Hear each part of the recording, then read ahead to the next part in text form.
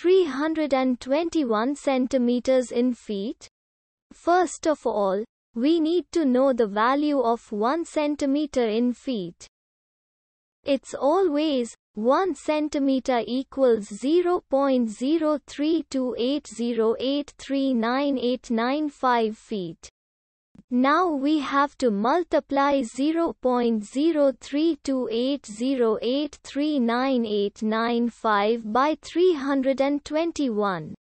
Therefore, 321 centimeters times 0.03280839895 feet equals 10.5314960629 feet.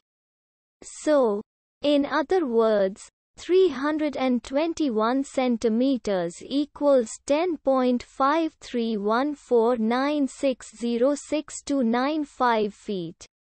We hope you have enjoyed this video. Please like and subscribe to our channel for more videos like this.